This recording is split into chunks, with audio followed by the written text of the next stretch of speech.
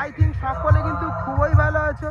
তো এই মুহূর্তে কিন্তু আমি চলে এসেছি ভীমেশ্বরী। সো এইখানে কিন্তু মা মনসা প্রো এসছে, ঠিক আছে, এসবি বক্স পেমেন্ট সেন্টার থেকে যেটা নতুন তৈরি হয়েছে মা মনসা প্রো এসছে।